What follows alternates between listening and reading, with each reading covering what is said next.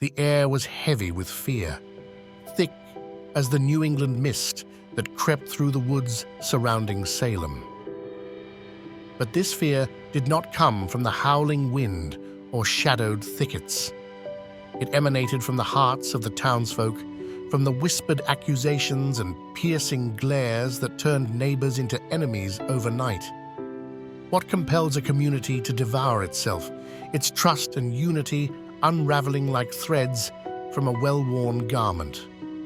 The Salem Witch Trials remain one of history's most infamous tragedies, a cautionary tale of mass hysteria, religious fervor, and the fragile boundaries of human reason. In 1692, the Puritan settlement of Salem Village was a place of deep unease. Life on the edge of the New World was precarious, a constant battle against the harsh winters, crop failures, and the looming threat of Native American raids. Overlaying these tangible struggles was a spiritual anxiety. The Puritans believed their existence was a divine test, a relentless struggle between good and evil. In their worldview, the devil was not a distant abstraction, but a tangible presence prowling the earth for souls to corrupt.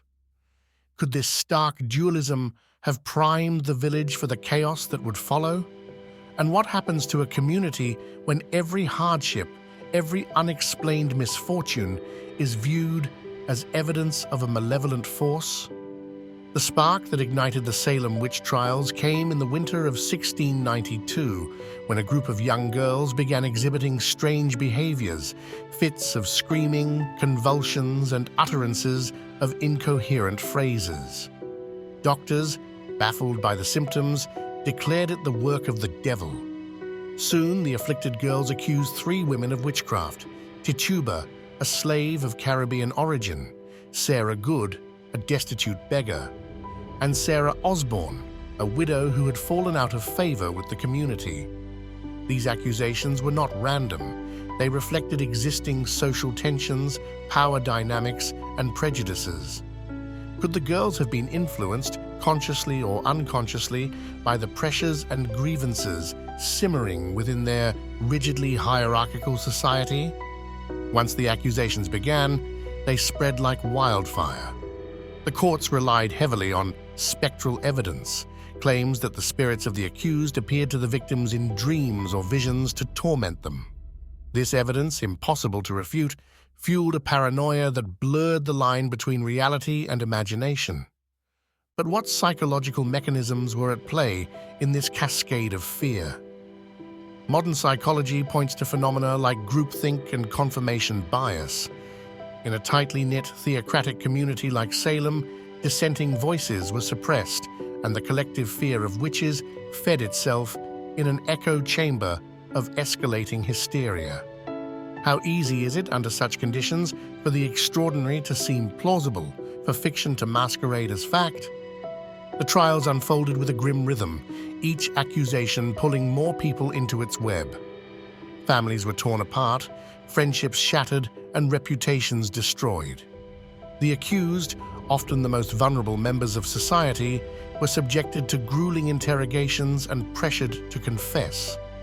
A confession offered a chance at life, albeit one tarnished by shame, while maintaining innocence could mean death by hanging. The moral calculus was excruciating. What would you have done faced with such a choice? And what does it reveal about human nature when survival instinct clashes with the desire for integrity? At the heart of this tragedy was a volatile mix of personal vendettas and societal pressures. Salem was a community divided, its people feuding over property lines, inheritance disputes, and religious doctrine. The trials offered a convenient outlet for these tensions, a way to settle old scores under the guise of moral righteousness. The accusers wielded their claims like weapons, using the fear of witchcraft to tilt the scales of power in their favor.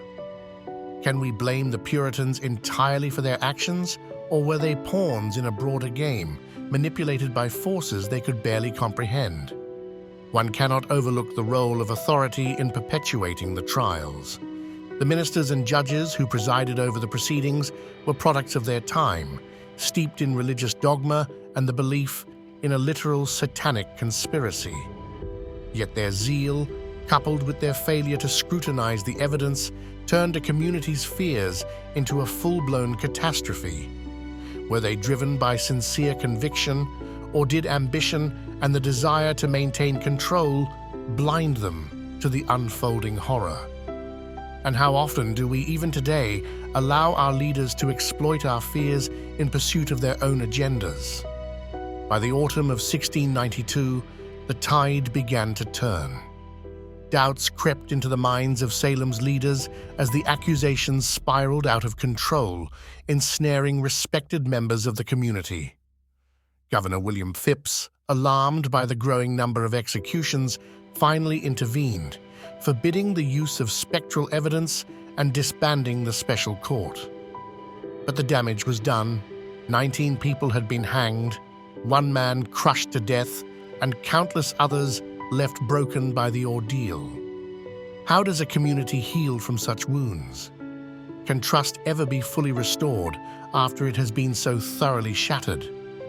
The Salem Witch Trials stand as a grim reminder of the perils of fear and the human capacity for cruelty when faced with the unknown.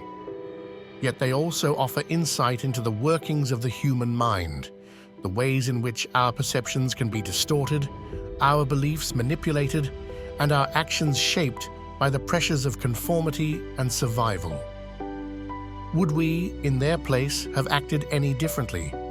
And are we immune to similar episodes of mass hysteria, or do the ghosts of Salem still linger in the shadows of our modern world? As the winds sweep through the fields where Salem once stood, they carry with them whispers of a lesson learned too late. The trials remind us of the importance of critical thinking, compassion, and the courage to question even the most deeply held convictions. For in the end, the greatest witchcraft was not in the spells or curses imagined by the Puritans, but in the dark corners of their own minds, an alchemy of fear, power, and prejudice that turned a village into a crucible of tragedy. For Salem, did strict religious beliefs simply lead to fanaticism? Or was the town a victim of delusions brought on by ergot poisoning, as many researchers have suggested? Let us know what you think in the comments, and don't forget to subscribe to our channel if you'd like to see more videos like these.